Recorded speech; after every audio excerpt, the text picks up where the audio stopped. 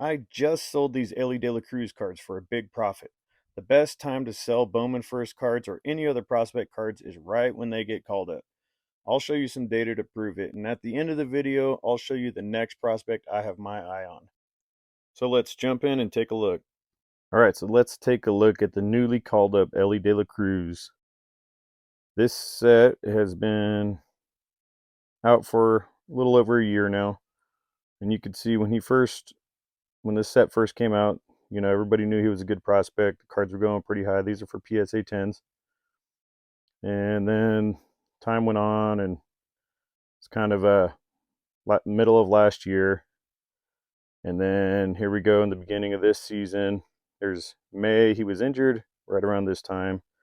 Came in and just started tearing it up in the minors.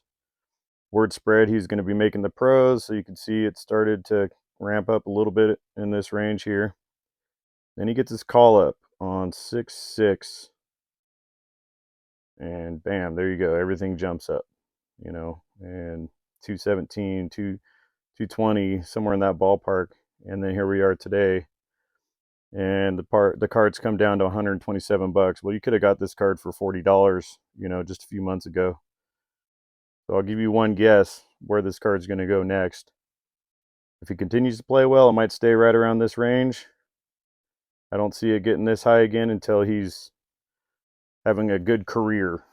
So you may still have a window to sell now if he continues to do good, but you may want to consider selling and rebuying here in a few weeks or months if that's what you want to do.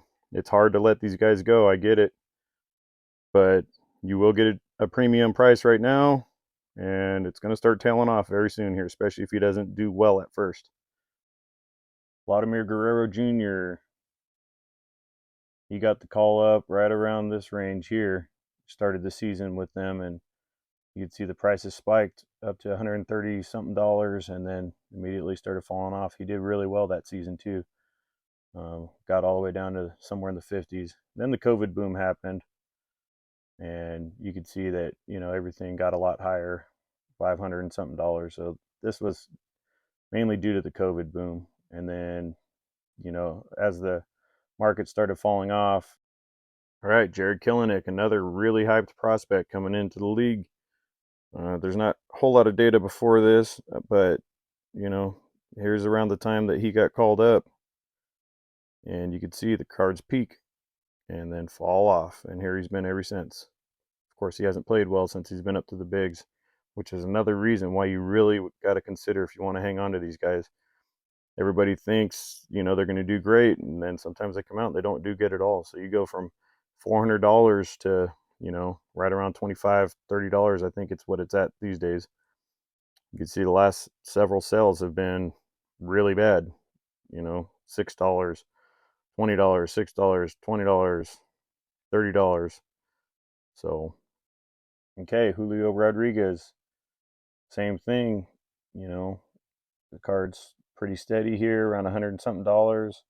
Then he gets the call up, and boom, $200, $200, and then here we are falling back off. And he had a great year last year, rookie of the year. But these prices don't sustain; they just come back down. These cards will go back up someday if they start having a great career, but they just don't stay that high forever. So who do I think is going to be the next one? I think it's Tyler Soderstrom from the Oakland A's.